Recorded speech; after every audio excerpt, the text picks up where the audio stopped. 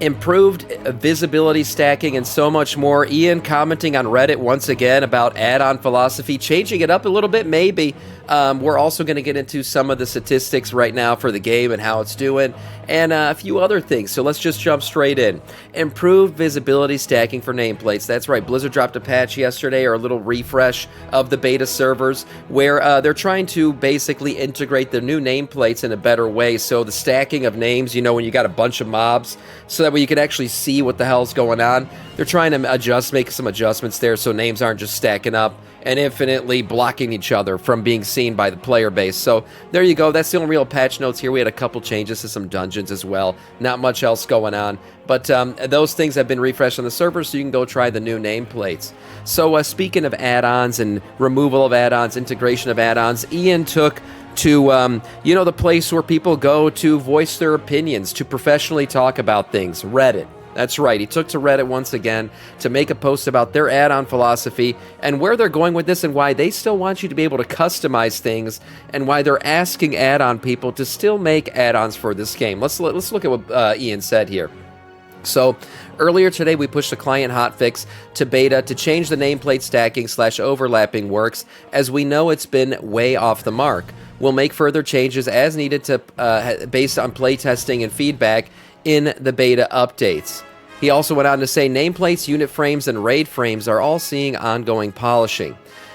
When it comes to UI features, players on the beta will see more things go live in a more work-in-progress state than we'd usually target for, say, a quest line or a raid boss, because we want to get feedback as quickly as possible, even while we know we still have work to do on our end. And the thing is about beta and what's going on right now is Blizzard needs feedback on two major things they're bringing to Midnight. Removal of add-ons, obviously a big one. That's one that surely is at the forefront right now. But the other one is all the class changes. Because with the removal of add-ons, they've also done this whole ability pruning thing, tons of changes to every class. Your class, no matter which class you play, is going to play very different in Midnight than it did in the War Within. And those changes are pretty big, honestly. I've looked at some of the ones just for Blood DK. Some abilities coming back like Slappy Hands, but then tons of other abilities going away. The way we manage stacks of Bone Shield, and there's a ton of stuff. And every class has those same things going on. So if you have beta access, getting in, testing your class might be a good idea. If not, you won't be able to actually test these things out until the pre-patch launches in January. So all this feedback right now, Blizzard needs it. They've been reacting to it, and that's the good thing, is that they've kind of been, nimble, changing things as they go. He went on to say, there's a lot of discussion in this thread about people trying to go into Midnight or preparing in the War Within with 0 add-ons after using a bunch of different ones for years and feeling frustrated. But our goal was never to get people who enjoy the customization that add-ons offer to stop using them entirely. We want to keep improving the base UI such that fewer people feel add-ons are necessary to enjoy the game. But there's a reason last week's long blog post was about add-on disarmament and not add-on removal. Oh man, who the hell in HR thought of this one? This is a little slang term. I guess it wouldn't be HR, it'd be PR, the PR department. So they're calling it add-on disarmament now, not add-on removal. And I guess it's not technically wrong. They're not removing all add-ons from the game. They're just removing the functional add-ons that help you with fights. The focus, as always, has been on limiting combat performance advantages, and anything else that has been affected was collateral damage that we are working on repairing. So if you're in PTR right now, if you're in beta, and there's certain add-ons that you want, maybe you used to like making your UI look a certain way, feel a certain way, Hello Kitty Island Adventure style, whatever you wanted, that thing's going to come back. Blizzard right now is working on making sure that those customizable add-ons should be something that you can use in the game. They don't want to take those away. They just want to take away the add-ons that tell you, hey, this next boss mechanic's coming up. Group 1 stand over here, Group 2 stand over here. They don't want that shit. And that's what it is. What's up, Goal? Keep mechanics obvious, and they won't be needed. And that's what they're going to do, Arcanimus. That's what they're going to do. See, right now, the people who are trying to play the War Within without add-ons, first of all, that's how I play the game, basically. But I'm a Giga Chad. Not everybody's at my level. Okay, for the rest of you who've always gotten used to playing with add-ons, what you need to understand is you're playing the War Within. not Midnight. Midnight's going to be a very different game. It's going to play different. Mechanics are going to be different. Your class is going to play different. They are optimizing the game so that it can be played without add-ons. They're not expecting you to play the current game without add-ons. Bald Chad, that's right. So to play with the War Within without add-ons and say, oh, this game sucks without them, you're right, it does. Because the game was designed to basically need them. Going forward, the game should be designed so it no longer needs add-ons. That's the way they want to do it. We'll see if they achieve that goal, but that's what they've been saying. He goes on to say here, when it comes to the aesthetic customizations, we could put in years of extra development on the UI and still not fully capture the thousands of variations of personal preferences that add-ons enable. And if we tried, the base UI interface settings and edit mode would become a mess of endless niche options. He's right. He's right. Yeah, you can never fulfill the customizations that the add-on community gave to the game. While we have UX designers focused on refining the base UI, offerings that are being tested now, and we still need a lot of refinement is still needed.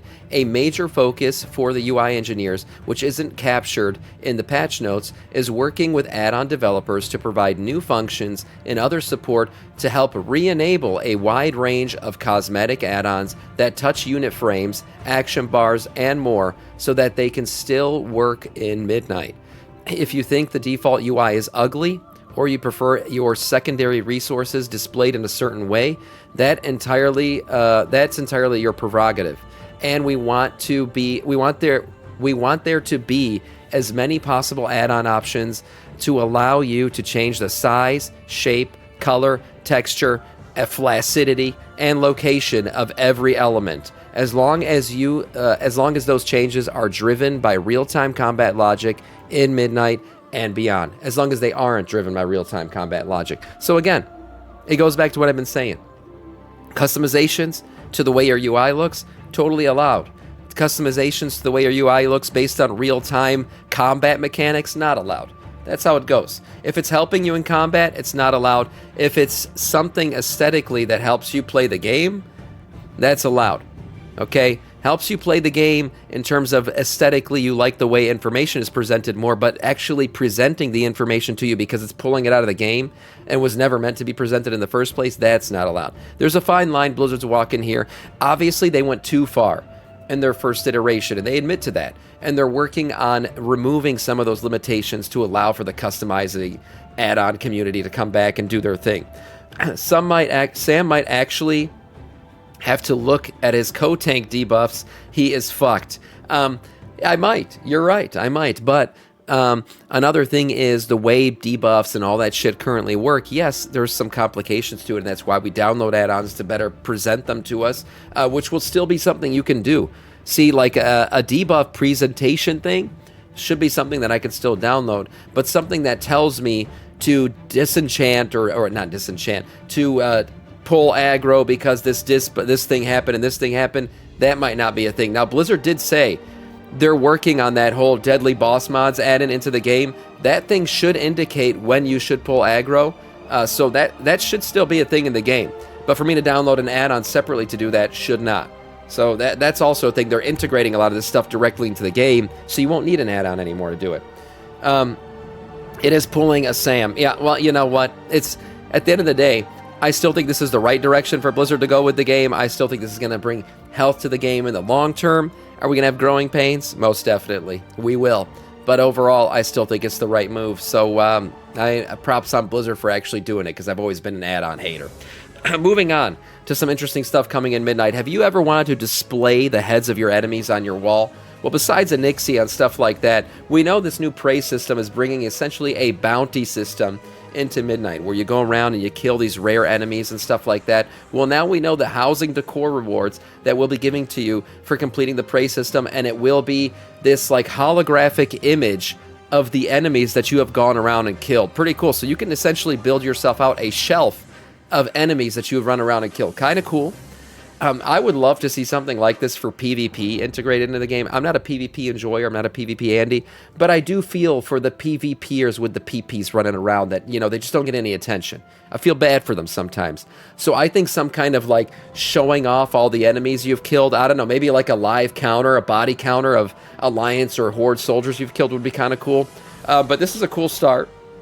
The prey system brings in something, a nice little trophy shelf that you can start to build out of enemies you've killed. We've seen it before already with raid bosses like Onyxia hanging the head on the wall, so we know it exists out there for the PvE community. Seeing a little bit more maybe for the PvP community would be kind of cool. Didn't garrisons do a building for PvP? I don't remember. Garrisons have been eliminated from my mind because it was such a depressing state in the game. And I honestly didn't do a lot of garrison shit. That's why I didn't make a lot of money during that time, because I didn't participate in the system enough. But maybe they did. Maybe they did. Cadence would want a Sam trophy, but Sam's not big enough to award a trophy. That's ridiculous. The thing is, the trophy would never be awarded because nobody can ever kill me. But anyways, moving on. Unlock the Nightbound Sargerai Commander set. Okay, so here we go. Phase 4 of Legion is now live. You can get your next version of the fiery looking set. Some of the best capes we've ever seen in the game. The way you get this one, completing all the remix raids on Mythic difficulty. Pretty easy. Run around and do it. It's going to get easier and easier as people become more and more overpowered. But another really nice looking set from Legion Remix. Some of the best armor I think we've ever seen in the game is coming from this remix event. A glorious looking set, no doubt. Paladins will want it for sure. Definitely looks like a Lightforged set or a Lightforged version of the other things that we've seen so far in Legion Remix. And again, completing all the dungeons on Mythic difficulty, or I should say raids, will reward you with this set. Okay, moving on to the retail game. We're in week 14 now of the Mana Forged Omega raid, actually moving into week 15 here, and we could take a look at the stats. I know towards the end of the expansion it doesn't matter so much anymore. There's going to be such a major reset to everybody's classes. We have no idea where people are going to stand, but it is kind of nice to look at the foundation, see where we currently stand, and see where things are going to end up down the line. We're also going to look at the number of people participating in this right now, kind of gauge the health of the game overall. So here we go, looking at the overall charts. Overall damage, no change here. Elemental Shaman's been at the top for quite a while now, and has continued to kind of show off at the top. Hanging out with their totem out, I guess you could say. They've been having a good time. Arcane Mage right behind them. Marksmanship Hunter, Beast Mastery Hunter, Ass Rogue, Destruction Warlock, Fire Mage, and Frost DK. At the bottom here, we got Fire Mage, Survival Hunter, Arms Warrior, Outlaw Rogue, Demonology Warlock, Enhancement Shaman, and Affliction Warlock. So Warlock's not having the best time unless you're playing Destro right now. And this is overall damage. Let's look really quick at the boss damage, right? Your single target damage output. Ass Rogue. Having it out, clapping them cheeks, ass on top. Beast Mastery Hunter right behind them. Balanced Druid, Arcane Mage, and Fire Mage doing their thing at the top on single target. Marksmanship Hunter, I've been seeing them pump lately. Unholy DK, Elemental Shaman, Feral Druid, Augmentation Evoker. Damn. This might be the highest I've ever seen. Oh, shit. Look at that. They're like in the top 10 right now. This is the top 10. We got 5 here and then 3, 4, 5. Yep. They are literally number 10. Nice for Augies. Wow. I'm sure they're going to get nerfed into the ground again. That's what happened. Anytime they rise from like the bottom 3, Blizzard nerfs them back into the ground. So we'll see. But yeah, look at that. Single target. Augmentation Evoker having a good time. Let's see the biggest movers up and down. Here we go. Biggest movers up. Not much movement, but Outlaw Rogue up 3 spots basically from the dirt bottom. Up 3 here. The other ones up 2 Marksmanship Hunter, up 2 on Fire Mage, and up 2 on our friends, the Augmentation Evokers. Biggest mover down, Arms Warrior down 3 spots, and then Frost DK down 2 spots. So again, a lot of not much movement here. Most people are stabilized; they didn't move at all, and that's what we expect. There aren't many changes being implemented into the live game right now. All the changes are kind of being held back for the pre-patch of midnight. If we look at overall participation numbers, not bad, really. You're seeing a lot more variation at the very top. Obviously, it starts out really strong with the meta because that's what people think is required to hit these really high keys, and then you start to see more and more classes working their way up into these plus 20-ish keys and stuff like that. Overall, it's been held very constant. Eco Dome El Dani, the most run, most completed dungeon, and least failed dungeon of the dungeon pool when it comes to Mythic Plus. Right behind them, we got Halls of Atonement, Tazavesh Gambit, Priory of the Sacred Flames, Tazavesh Streets of Wonder, Floodgate, the Dawnbreaker, and then Arakara City of Echoes still sitting at the bottom. And the good thing is this entire season there hasn't been like a huge variation between the top and the bottom. Yes, a lot more people are running Eco Dome El Dani than Arakara, but when we've seen charts like this where it just looks way worse. So overall, I would say pretty balanced season. for the most part. Arakara started out way lower. They've nerfed it a little bit, so it's made a little bit of a comeback.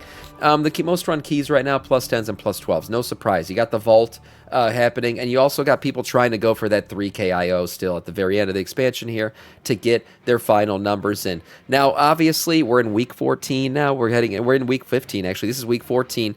The numbers are down. You would expect this. We saw a little bit of a boost in week 11 because of the turbo boost event, but this is, your typical, what you would expect to see in an expansion as things teeter off. We also got Legion Remix going on and stuff like that, so that pulled people away a little bit from these runs. We'll look at the Legion Remix numbers as well, but overall, yeah, the game is in a decently healthy state for what you would expect at the end of an expansion. The game hasn't fallen off completely, nothing crazy. But certainly participation is down right now. We got about 645,000 total runs in week 14 compared to 4 million, right?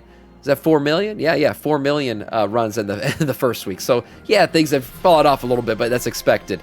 For the same was going on with Legion Remix. It looks like week 2, right? All this stuff went live. Everything was happening. Big dungeon pool and everything, so the runs were up, and then things slowly teetered off here. So numbers also down on the Legion Remix side, as is expected. But overall, I would say it's been a pretty healthy expansion. I feel like participation is still there. I actually feel like I'm getting groups a little bit faster right now in retail than I was maybe, say, a week or two ago when Legion Remix first was really pumping up. So the numbers are there. People are waiting for midnight, and that's understandably so. We're going to get the final patch of midnight here on December 2nd, and then pre-patch in January.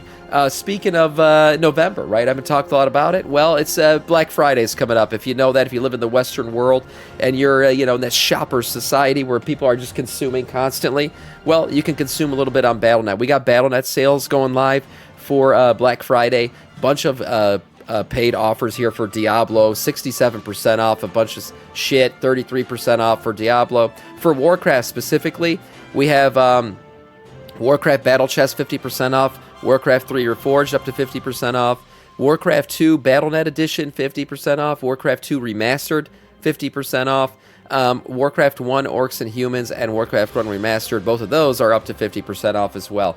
We also have StarCraft, Call of Duty, Doom, The Outer Worlds, Sea of Thieves, Tony Hawk's Pro Skater, Avowed, Crash Bandicoot, and Blizzard Arcade Collection. Bunch of percentages off on those. If you want to go spend some money in the BNet store, you can do that right now at a cheaper price than you have in the past. And for now, that is all in terms of news.